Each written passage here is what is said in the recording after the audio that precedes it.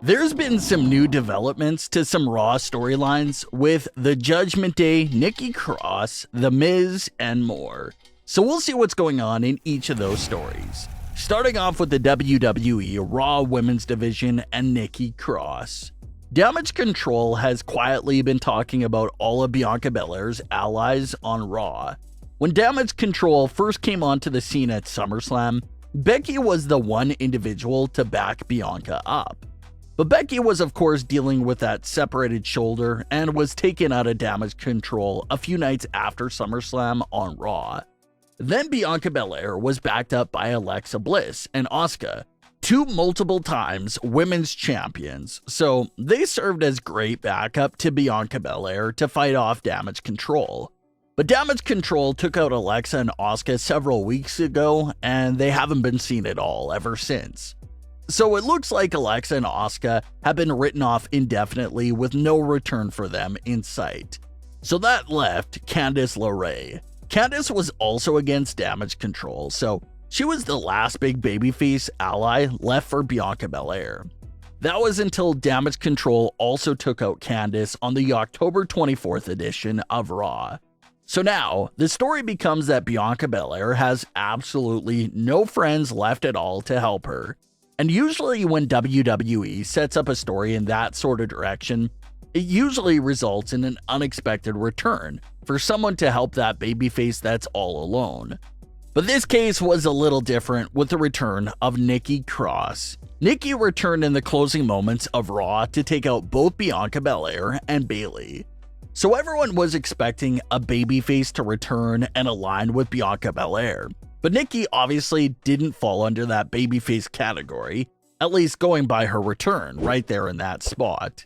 Nikki attacked both Bianca and Bayley, basically implying that she's a threat to everyone and isn't favoring one side over the other. The obvious thing to point out here is that Nikki is back to her original character, this unstable and insane character that you can't predict at all. She's absolutely crazy and is capable of doing anything. There's no more superhero Nikki ASH. She's back to her original NXT character, which became popular for her insanity and unpredictability. Nikki didn't say a single word, but her message was still loud and clear. She returned right back into the main event scene of the women's division, taking out the champion and the #1 contender, basically implying that she's after the title and putting the entire roster on notice. Nikki had a very short Raw women's title reign in 2021, but never got a chance to win the title back. So maybe this is Nikki taking matters into her own hands, one full year later after her last title reign. Fans have started to slowly complain more and more that nothing in the Raw women's division really gets showcased outside of the Bianca and Bayley feud. And that's sort of true. Bianca versus Bayley has been the only thing really showcased and highly featured in the entire women's division since July. So fans were starting to get a little burnt out on that story. But at least Nikki Cross's return adds a little spark of new life to what the women's division has been featuring over the last few months. And if Nikki is going to be a wild card and tweener sort of character, that means Bianca's issue of being alone is still very much there. So maybe we see another big return of someone that will actually help Bianca Belair. Someone like Becky Lynch, for example.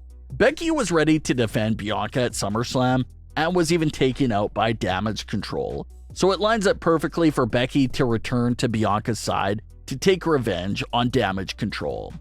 But that's the latest going on there right now in the Raw women's division.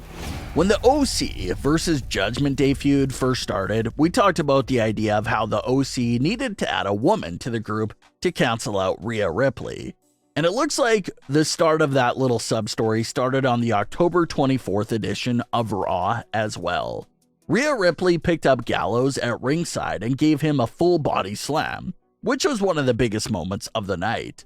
The OC was seen talking about the Rhea Ripley body slam, and they once again hinted at the idea of adding a woman to the group. So similar to what we said the first time around with this idea, the OC can maybe add someone that has a long history with Rhea Ripley, someone that has a reason to come back after her. Or they can go in a completely different direction and maybe call up somebody from NXT. Or maybe someone that's just as strong as Rhea Ripley. Someone who will have no problem picking up Finn Balor, Dominic, or Damian Priest for a body slam. Dana Brooke is a good name that's floating around out there that falls under most of those categories and can really match the vibe of the OC. So just someone like that who can step up and basically work as a complete counter to everything Rhea Ripley's currently doing against the OC. So that's a nice little sideline story to keep an eye on. The OC appears to be on a mission to add someone to take care of Rhea Ripley for them. There was also several developments done in The Miz and Dexter's storyline. The Miz goes up to Johnny Gargano backstage and questions him on what he knows. Johnny responds by telling The Miz that he's fully aware about what he knows. The Miz says that there's nothing to know and gets frustrated. Miz then goes to the ring where he appears to try and change the narrative about his ongoing lie. The Miz brings up Tommaso Ciampa and how Tommaso has been mysteriously missing and how no one is talking about it. Johnny Gargano comes out and says that he just texted Tommaso backstage and how he's only away because of an injury. So that moment right there likely tells us that The Miz wanted to get some attention off of him about this big secret. So he attempted to spin the narrative that Dexter Lumis had captured Tommaso. And that's something that The Miz's character would do. If there's heat on him, he's gonna spin everything and try to shift the attention elsewhere. Just seems like a very Miz thing to do. But Johnny gives The Miz another chance to come clean with the truth about the secret, or that he'll blow the whistle himself. The Miz says he's been telling nothing but the truth.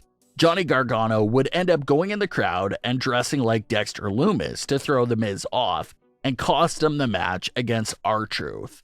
The Miz then goes to Johnny backstage and talks to him about how he deceived him by dressing as Dexter. Johnny says that The Miz was deceiving everyone with the secret, and The Miz walks away.